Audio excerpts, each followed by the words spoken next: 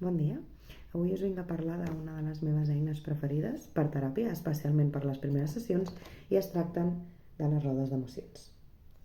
Una roda d'emocions no és més que una infografia, usualment us la trobareu en forma de cercle, d'aquí ve el nom de rodes, i les podeu trobar molt fàcilment buscant roda emocions, rueda emociones, emotion wheel, les teniu en diversos idiomes i a Google Imatges n'hi ha tropecientes, de manera que podeu buscar la que estèticament us sembli més agradable o la que us sembli més intuïtiva o més fàcil de llegir.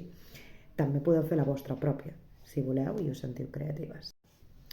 Com funcionen exactament? Doncs bé, la base de la majoria d'elles consisteix en un cercle més interior o petit en el qual hi ha les emocions bàsiques, que vindrien a ser normalment les d'Inside Out, les que podeu trobar a la pel·li del revés, ràbia, tristesa, por, alegria. A vegades, depèn de la roda en concret, podeu trobar-ne alguna de més, alguna de menys. I després, cercles consecutius, n'hi poden haver només un, només dos, només tres, de nou, en funció de la imatge que trieu, amb emocions secundàries més complexes, amb més matisos, associades a una de les emocions principals. De manera que si, per exemple, veiem dintre de la tristesa, hi ha emocions com melancolia, solitud, abandonat, penedit.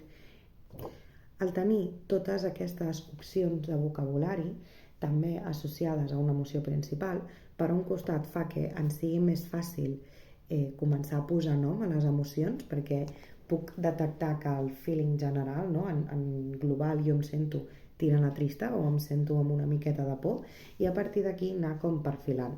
No sempre és necessari arribar a l'extrem més exterior, però sí poder posar-hi un matís. Per què? Perquè com més específic sigui el vocabulari, la paraula que jo tinc per una emoció, com més prim pugui filar, més fàcil em serà després, potencialment, la gestió de l'emoció. No és el mateix que gestionar el fet d'estic trista, que a vegades pot sonar com molt gran i molt genèric i molt abstracte, a em sento sola o a em sento penedida. Qualsevol de les dues emocions que són com més concretes et donen una direcció més clara de què és el que necessites fer o què és el que et pot anar bé a fer o a perseguir per tu estar bé i tornar com a la teva línia base, no? Si jo estic sola, doncs probablement em convindrà buscar alguna manera de socialitzar, potser escriure o trucar a alguna amistat, potser fer plans per quedar amb gent i trencar aquesta solitud. En canvi, si estic penedida, doncs toca una miqueta repassar exactament on sento que la puc haver liat, mira a veure si he de demanar disculpes a algú o si he de replantejar-me cosetes, decisions i accions que he pres. Em sembla doncs una molt bona eina per principi de teràpia, com deia, perquè moltes vegades no hem tingut una educació emocional i no tenim aquest vocabulari emocional. Molts cops les pacients arriben a les primeres sessions definint la seva situació emocional com estic bé o estic malament, cosa que no és realment una emoció. D'aquí passem a estic més trista o tinc més por o estic més enfadat o estic més preocupada, i conforme vas avançant i tens més opcions per definir, ets capaç d'explicar-te millor. No només als altres, no només a la psicoterapeuta o no només a la companya que t'estiguis escoltant, sinó també ets capaç d'explicar-t'ho millor a tu mateixa.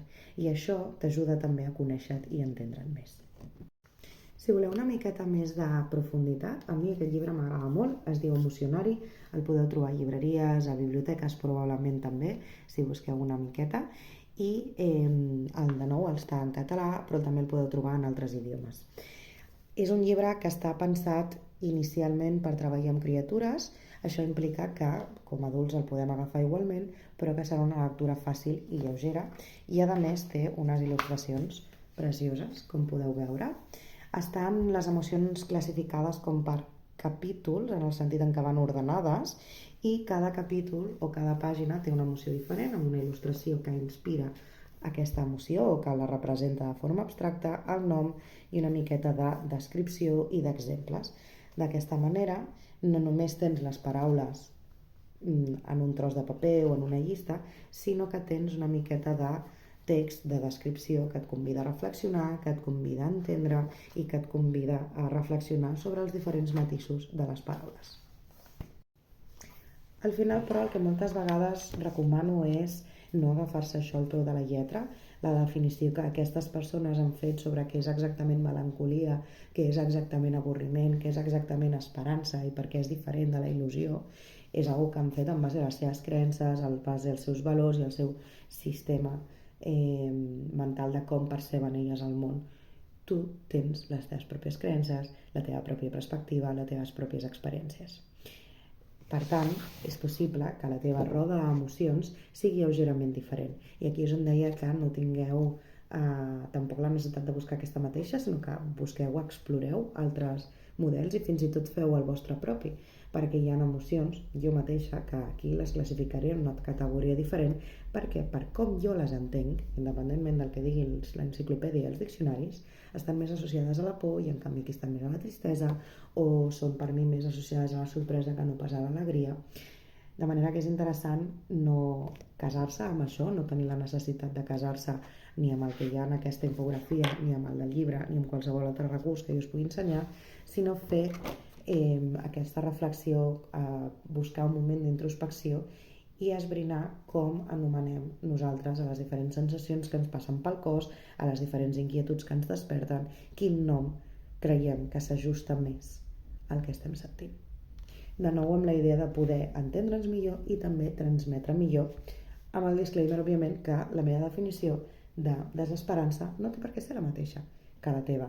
Però si tenim les dues clar, més o menys què entenem cadascuna per desesperança, encara que estiguem fent servir la mateixa paraula per conceptes diferents, ens podem entendre molt millor que si simplement agafem i parlem de estic bé o estic malament. Espero que us hagi sigut útil. Deixeu-me en comentaris si coneixíeu les rodes d'emocions, els havíeu fet servir mai, si en teniu una penjada a la porta de la nevera per tenir-la sempre present o descarregada a mà al mòbil. Si us heu liat la manta al cap i heu fet la vostra pròpia, compartiu les experiències i ens veiem a la pròxima.